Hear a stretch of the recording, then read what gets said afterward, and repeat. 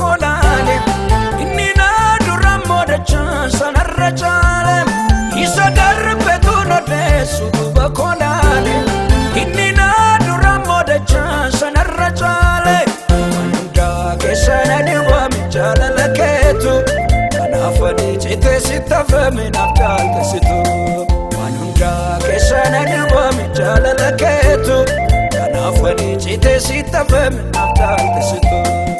Sagantaa sagalee jireenyaati. Sagantaan kun torbanitti yeroo tokkoof kan isiniif dhiyaatudha. Egaa amantiin dhaga'uurraa dhufu wanti dhaga'uun ta'ummoo dubbii Kiristoosiin hin beekama.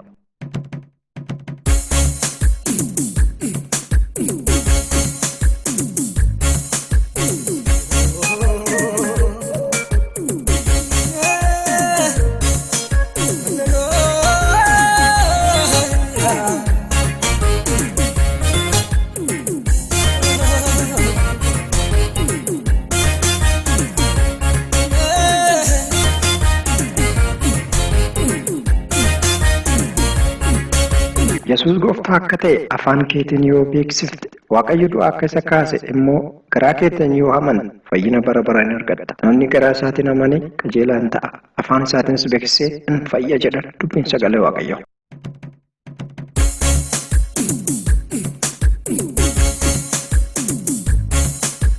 Fi ayyaanni Waaqayyoo bakka jirtanitti isiniif haa ta'u. Kun sagantaa sagalee jireenya. Egaan kutaa tokkoffaa keessatti mata duree kadhannaa jedhu kan kadhannaa maal akka ta'e waliin laallee jira. Torbee darbe yookaas kutaa tokkoffaa keessatti akkuma laalletti kadhannaa jechuun dubbii namni Waaqayyoo wajjiniin waliin dudubbatuun hool akka ta'ee fi hiikaa gad fagoo akka of keessaa qabu ta'uusaa waliin laallee jira. Kutaa lammaffaa kana keessatti immoo kan kadhatamuu qabu eenyu kan jedhu kutaa lammaffaa kana keessatti waliin laalla. Kanaaf duukaa bu'aa ayyaannii fi nagaan Waaqayyoo isiniif haa baay'atu. Gara sagantaa keenyaatti itti fufna. Eenyutu kadhatamuu qaba kan jedhuu fi akka biyya lafaatti deebii sadiitu deebi'a.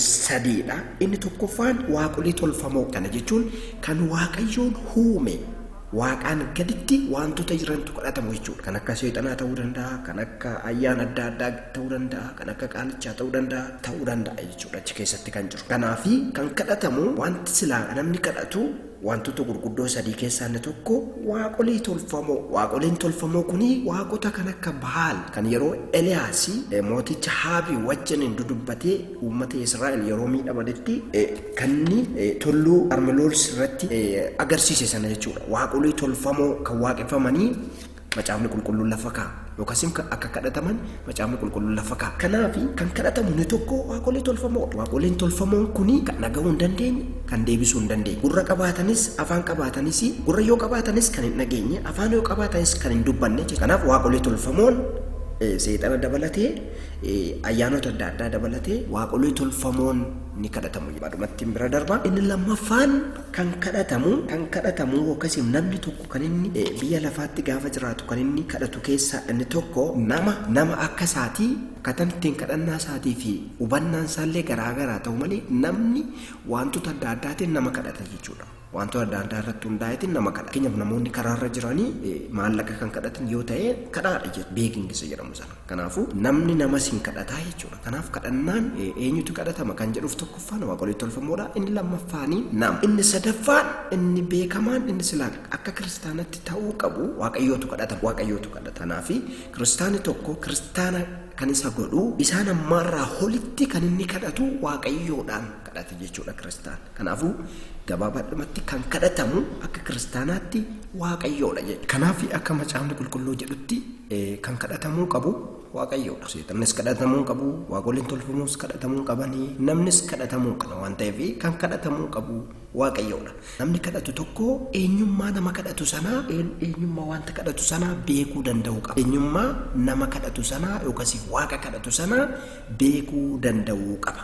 Kanaaf kiristaanni tokko kan inni kadhachuu qabu waaqayyoodha jenneera. Yeroo kadhatu immoo kiristaanni kun immoo yeroo waaqayyoon kadhatu eenyummaa waaqayyoo sirriitti beekuu danda'uu qaba. Eenyummaa waaqayyoo waan baay'eetu jira. Isaan keessaa tokkoffaan waaqayyoon waaqa dhaga'uudha. Biraa waaqayyoon waaqa dhaga'ee deebisuu danda'uudha jedheeti kan inni kadhatu. Kiristaanni waaqayyoon kan inni kadhatuu fi waaqayyoon waaqa kadhaa koo dhaga'uudha malee kanaan amansiisee kadhachuu danda'u qaba. Waaqayyoon kadhaa kuni dhagaa isa nan kadhadhe kanaaf immoo deebii naaf laata jedhee eenyummaa waaqayyoo kana beekumsa dirqama. Fakkeenyaaf akka waaqolii tolfamoo warra baal sana hin ta'u jechuudha. Gaafa isaanii waamanii kadhatanii nu gargaarii kootu harsaa fudhu jedhanii hiyyanii kadhatanii ni callisa jedha. Hin dhageenyu akkas ta'uu qabu jechuudha. Namni waaqayyoon kadhatu tokko eenyummaa waaqayyoo beekuun dirqama isaaf ta'a jechuudha. Inni lammaffaanii waaqayyoo waaqa Elshaadaay akka ta'e beekuun dirqama. Kana jechuun kunis eenyummaa waaqayyoo keessaa isa. Kanaaf waaqayyoo waaqa Elshaadaay ta'e kana gaafa jennu waaqayyoon waan hunduma gochuu danda'u wanta hin danda'amne wanta akka namaatti hin yaadamne wanta akka saayinsiitti hin yaadamne wanta akka yaada namaatti hin hojjetamu hojjechuu akka danda'u wanta hin jirre akka jiraachisu kan hin mul'anne kan mul'isu kan hin uumamne akka uumu waaqayyoon waaqa akkasii waaqayyoo waaqa hunda danda'u akka ta'e waaqa Elshaadaay akka ta'e beekuun nama kadhatu tokkoof dirqama isaati jechuudha. Inni sadaffaan akka kiristaanii tokkotti kan kiristaanii tokko sirriitti hubatee beeku kan inni qabu waaqayyoon isaaf abbaadha. Waaqayyoon isaaf abbaadha gaafa jennu hiikaan abbaa jedhu ingiliffa isaatiin soorsi jedha. Soorsi jechuun immoo madda waan hundumaa jechuudha. Kanaaf namni tokko gaafa waaqayyoon kadhatu waaqayyoon isaaf madda waan hundumaa isaa ta'e beekee waan kadhatuu fi wanta kadhatu sanaa fi abbaan isaa akka isaaf kennu akkuma ijoolleen abbaa isaanii wanta tokko gaafatanii gaafidha jenneerra hiikaanii kadhannaatu yoo ijoolleen akkuma abbaa isaanii wanta tokko gaafatanii kunis namni waaqayyoon kadhatu waaqayyoon akka abbaa isaatitti waan hubachuu danda'uu fi akka abbaa isaatitti waaqayyoo gaafatee wanta barbaadu sana argachuu qaba jechuudha. Kanaaf namni kadhatu tokko waaqayyoon isaa fi madda waan hundumaa isaa ta'uu akka ta'e beekuu danda'uu qaba jechuudha. Inni arfaffaan waaqayyoon waaqa bara baraan jiraatu ta'uusaa beekuun isaaf dirqama. Namni waaqayyoon kadhatu tokko eenyummaa waaqayyoo keessaa inni tokko immoo waaqayyoon waaqa bara baraan jiraatudha. Kanaaf waaqayyoon waaqa bara baraan jiraatu waan ta'eef kadhaasaa sanaaf humna ta'aaf nama kadhatu sanaaf inni waaqa har'a jiraatee boru baduu hin dandeenye waan ta'eef. Gama biraatiin kana jechuun maal jechuudha? Waaqayyoon alfaa fi omeegaadha jechuudha. Isa jalqabaarra taa'ee isa dhumaa beeka jechuudha. Isa dhumaarra taa'ee isa jalqabaa beeka. Kanaaf waaqayyoon waaqa bara baraa akka ta'e bara baraan waaqa jiraatu waan ta'eef hadda ta'uusaa waaqayyoon waaqa bara baraan jiraatudha. Waaqa hin jijjiiramne, waaqa hin duune, waaqa hin dulloomne ta'uusaa beekuun nama kadhatu tokkoof gaariidha jechuudha. Eenyummaa waaqayyoo inni shanaffaanii waaqayyoon waaqa hunduma beekudha. Waaqayyoo jalaa wanti dhokate hin jiru. Kanaaf namni kadhatu tokko namni waaqayyoon kadhatu tokko eenyummaa waaqayyoo isa hunduma beeku hunduma danda'u kana hunduma beeku kana beekumsa gaariidha jechuudha. Kana waan ta'eef namni waaqayyoon kadhatu tokko gaafa kadhatu wanta ofiif gaafatu sana irra caalattiyyuu waaqayyoon akka deebii isaaf kennu yookasii fi waaqayyoon wanta inni kadhatu sana ni beeka durseeyyuu. Beekurra darbee immoo kan namni kadhateen olittiyyuu waaqa namaaf kennuu danda'u. Akka yaada biraatti immoo waaqayyoon isa nuti kadhanne qofa waaqa nuuf kennuu miti jechuudha. Wanta nuuf barbaachisu kan nuuf kennuu danda'udha inni waaqayyo. Kanaaf inni beekaadha. Wanta nuuf barbaachisu wanta nuuf ta'uu qabu inni beekaadha malee wanta nuti dubbanne yookaas wanta nuti kadhanne qofa waaqa nuuf kennuu miti jechuudha. Kana jechuun maal jechuudha? Akeekaa fi kaayyoo nuuf qabu waaqayyoon dursee beeku. Wanti isa jalaa dhokate tokkoyyuu hin jiru jechuudha. Kanaaf namni kadhatu tokko waaqayyoon waaqa beekaa yoo beekee kadhate ta'ee yeroo kadhatullee wanti isa rakkisu hin jiru jechuudha. Yoon beekaadha. Kanaaf inni garuu kan inni kadhatu akka waaqayyoon waan hunduma beeku beekee kadhachuu danda'u qaba jechuudha. Eenyummaa waaqayyoon ni jaafaanii dandeettii waaqayyooti. Waaqayyoon waaqa hunduma danda'uudha. Dhumarratti namni waaqayyoon kadhatu tokko amala waaqayyoo keessaa namni kan inni beeku qabu keessaa inni tokko waaqayyoon waaqa araaraa fi jaalala guddaa dhala namaatiif qabu akka ta'e sirriitti beekuu danda'u qaba. Kana jechuun waaqayyoon waaqa araaraa fi jaalala namaaf qaburraa kan ka'e ilma isaa tokkicha namaaf kenneedha. Kana jechuun immoo wanta namni kadhatee karaa ilma isaa namaaf akka kennu guutummaan guututti amananii kadhachuun nama kadhatu sanarraa eegama.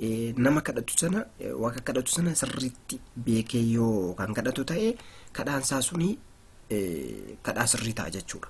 Kanaaf namni kadhatu tokko akka nama karaarra taa'ee nama karaa deemu maallaqa akkasiif wanta adda addaa kadhatu miti. Namni waaqayyoon kadhatu tokko akka nama karaarra taa'ee maallaqa yookiin qarshii kadhatu miti jechuudha. Namni karaarra taa'ee maallaqa yookiin qarshii nama kadhatu tokko eenyummaa nama sanaa hin beeku. Akkamitti namni sun qarshii qabaatee fi hin qabaanne isaa hin beeku. Lammaffaa irratti immoo namni sun qarshii isaaf kennaa fi hin kennine isaa hin beeku.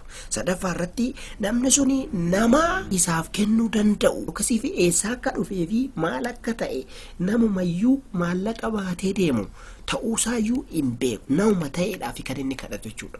Kanaaf namni waaqayyoon kadhatu tokko akka nama karaarra taa'ee maallaqa yookiin qarshii kadhatu ta'uu hin qabu jechuudha. Namni kadhatu waaqayyoon keessattuu namni kadhatu kiristaanni tokko kan inni kadhatu waaqayyoodha. Waaqayyoon immoo gaafa kadhatu eenyummaa waaqayyoo kan inni armaan olitti tarreessine sana fi kanneen biroos beekuun isaa nama kadhatu sanaaf baay'ee gaariidha jechuudha. Kanaafuu waliigalatti kutaa lammaffaa kana keessatti immoo namni kadhatu tokko eenyuudhaan kadhata?